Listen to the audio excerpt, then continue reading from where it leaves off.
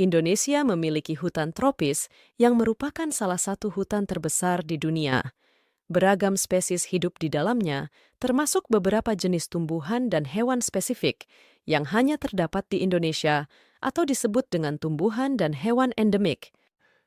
Namun, tingkat deforestasi hutan di Indonesia belakangan ini sangat mengkhawatirkan.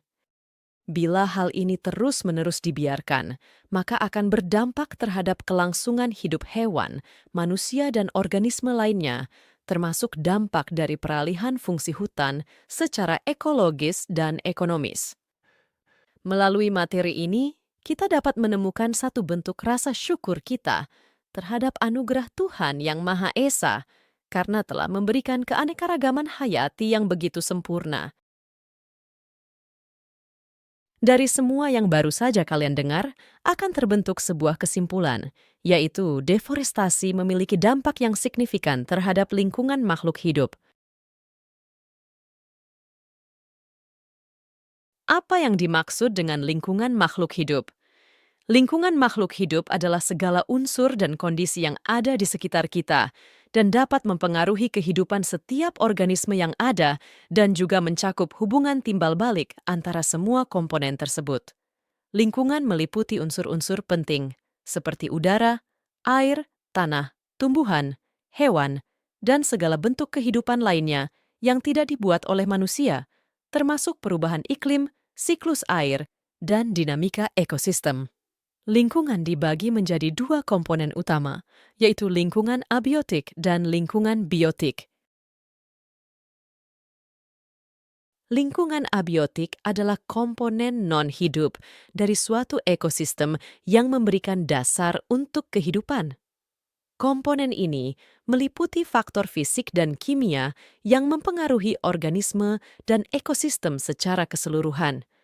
Tumbuhan yang hidup pada suatu daerah sangat sensitif terhadap faktor abiotik, sementara semua jenis hewan yang menghuni lingkungan tersebut bergantung pada tanaman yang ada di sana.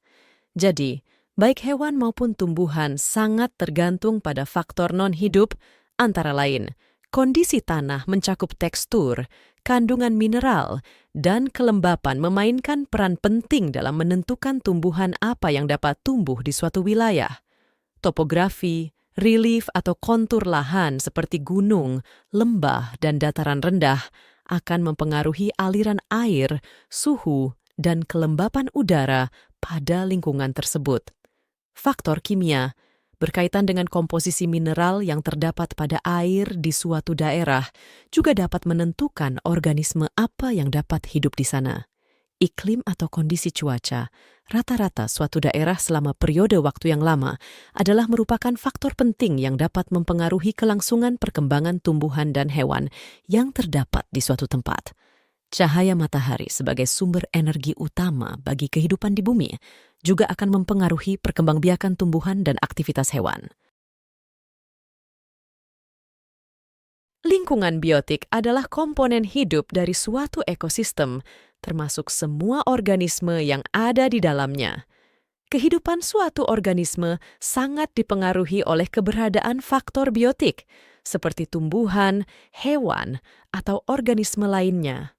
Tumbuhan mencakup berbagai jenis tumbuhan yang beragam, mulai dari lumut hingga pohon besar, berperan dalam fotosintesis dan penyediaan sumber makanan untuk hewan.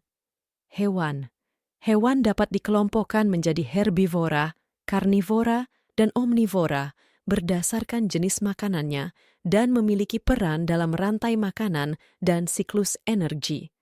Mikroorganisme, bakteri, virus, dan jamur adalah contoh mikroorganisme yang berperan dalam dekomposisi, bahan organik, dan siklus nutrisi.